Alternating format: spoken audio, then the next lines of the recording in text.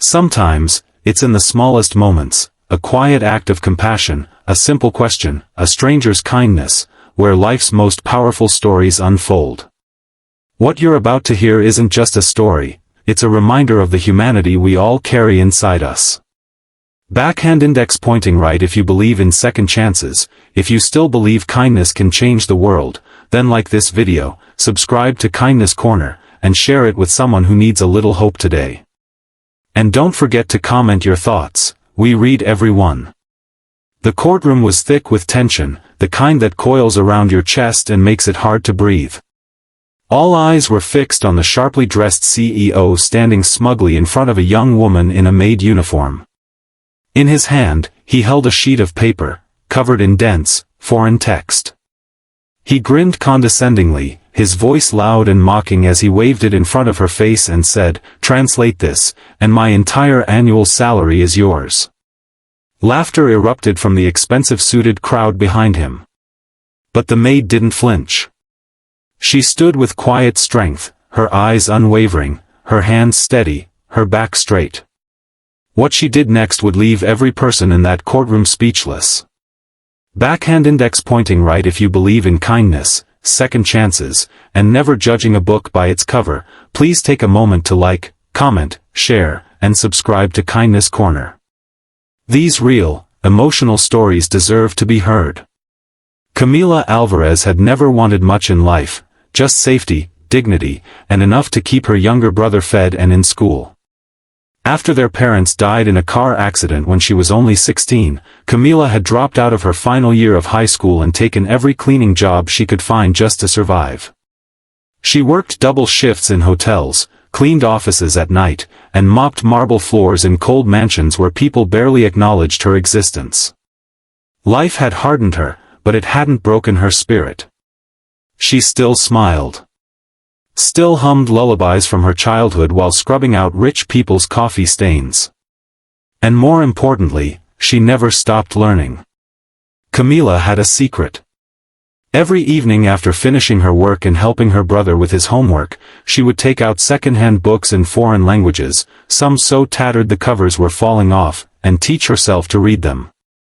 Spanish was her native tongue, but she had mastered English, and was learning French, Mandarin, and even Russian. She would write down words on sticky notes and tape them to her closet door, repeating them aloud during laundry or while sweeping. It was her silent rebellion against a world that had tried to shrink her down to nothing. It was during one of her afternoon shifts in a towering corporate law firm that she first encountered Mr. Douglas Whitmore, the millionaire CEO of a global tech company.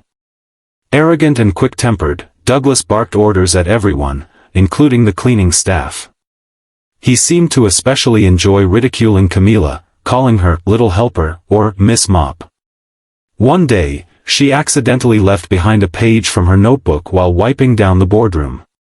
It was filled with foreign language practice, neatly written translations, and grammatical breakdowns. Douglas found it and couldn't help but scoff. "Who does she think she is?" he laughed to his colleagues.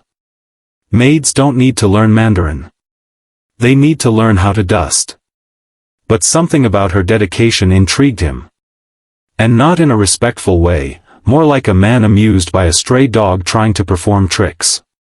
So he hatched a plan. During a large legal presentation where international investors were present, he called her in front of the entire boardroom. Holding up a business document in Mandarin, something he himself couldn't read, he said, "If you're so smart, translate this in front of everyone. If you can, I'll give you my annual salary. If not, you'll clean toilets for the rest of your life." The room erupted in chuckles. Cameras were rolling. It was humiliating. But Camila didn't panic. She stepped forward quietly, took the document with both hands, scanned the lines for a few seconds, and began translating fluently, confidently, and without a single pause. Her voice was calm, but her words sliced through the room like a blade. As she spoke, the expression on Douglas's face slowly morphed from amusement to confusion, then horror. By the time she reached the second paragraph, an internal clause that exposed a potential violation of international law, the room went completely silent. What you just asked me to read, she said firmly, includes a financial disclosure that directly contradicts what your company submitted to the SEC last quarter. I don't think you expected anyone here to understand it, but I do. A stunned silence followed. The investors looked at each other, stunned. Douglas stammered. That's not what it says, he tried, but someone had already pulled up a live translation app and confirmed every word. The media present started whispering, some pulling out their phones to take notes. Camila stood motionless, her face unreadable. For the first time in his life, Douglas Whitmore didn't have anything clever to say. The fallout was immediate. Within a week, the story had gone viral. Headlines read, "Maid outsmarts Millionaire, CEO made to look like a fool," and "Woman once invisible now leads international case." Camila was offered multiple job opportunities, translator, language coach, even a publishing deal to write her life story. She chose to start a non-profit instead, Voices Unheard, which offered language education and scholarship programs for domestic workers, janitors, and underserved youth. Camila didn't take the Millionaire's salary. When asked why during a TV interview, she simply said, "I don't want his money. I want opportunity. For myself. For others like me. That's the real wealth." Douglas? He stepped down as CEO 2 months later, under pressure from investors. His arrogance had cost him his career. Camila never gloated. That wasn't her style. She simply kept going, quietly, powerfully, changing lives one word at a time.